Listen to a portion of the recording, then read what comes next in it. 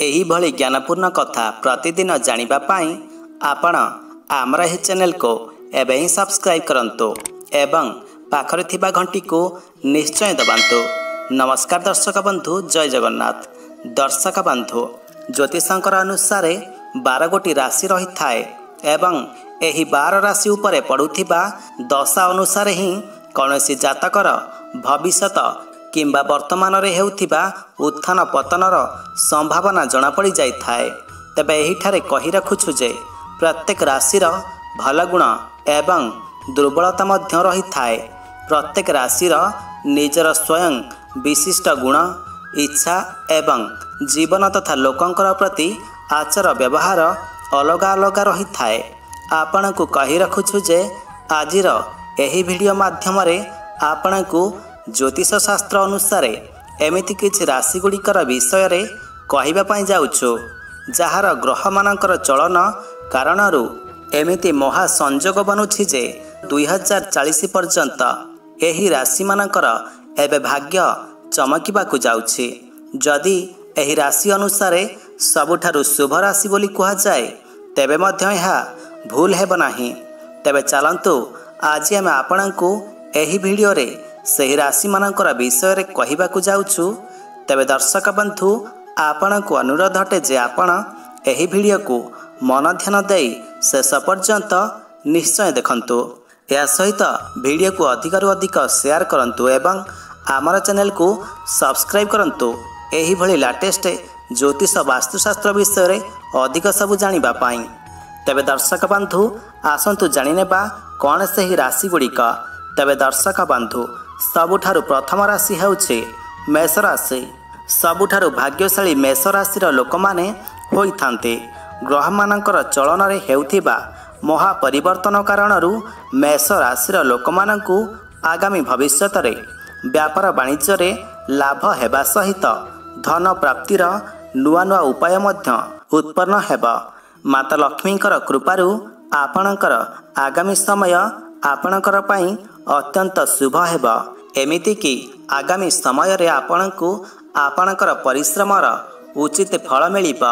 जदि आमे सीधा सीधा कहिबा तेबे मेष राशिर लोकमानकर भाग्य एबे खोलिबाकु जाउछि। तेबे दर्शक बंधु, आगामी राशिटी हेउछि सिंह राशि। आपणको कहि देउछि जे एही राशिर आगामी भविष्यत बहुत भाग्यशाली रहिब। माता लक्ष्मीकर कृपारू आपणको उपहार किंबा कौनसी खास जिनिसर प्राप्ति हेबा। या सहित जो लोक माने चाकरी करुछंती सेमानकर मध्य पदोन्नति हेबार जोग मध्य बनुछि। कहि देउछि जे नुआ व्यापार वाणिज्य पाई मध्य एही समय बहुत अनुकूल अटे। आपण जानिले खुशी हेबे आपणको व्यापार रे धन लाभ हेबार शुभ जोग बनुछि। दर्शक बंधु, आगामी राशिटी हेउछि कुंभ राशि।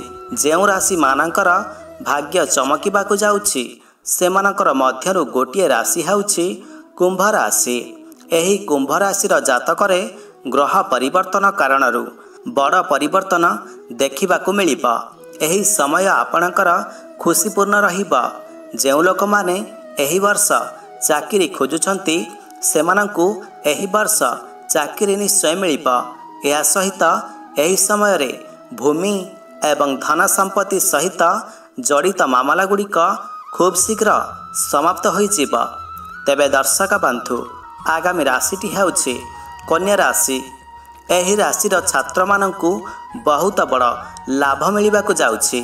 जदि आपण केउ कार्य रे सफलता हासिल करिबा पई बहुत दिनरु चेष्टा करूछंती सेही कार्य रे मध्य आपणको अति शीघ्र सफलता मिलिबाकु जाउछि। जानि रखंतु जे माता लक्ष्मीकर कृपारू अनेक प्रचेष्टा कला परे आपणकर उन्नति एवं धन लाभरे वृद्धि हेबार जोग मध्य बनुछि। संतान मानकर तरफरू आपणको कौनसी बड़ खुशी खबर मध्य मिली पारे। दर्शक बंधु, आगामी राशिटी हेउछि मीन राशि। एही मीन राशिर लोकमानकर सबुठारु खास कथा एहा जे एही राशिर लोकमाने अत्यंत आत्मविश्वासी होइथान्ते एवं शनि एमानकर नेतृत्व नहीं थाए। एही राशिर लोक माने एबे निजर परिश्रम एवं प्रचेष्टा बल रे प्रत्येक क्षेत्र में सफलता पाइबे। एही राशि जातकरे माता लक्ष्मींकर कृपा दृष्टि हेबा कारणरू केही भी एमानंकर चाहिले भी मध्य किछि भी क्षति करि परिबे नाही। आपणकर आर्थिक मामला गुड़िक खूब शीघ्र समाप्त हो जिवो।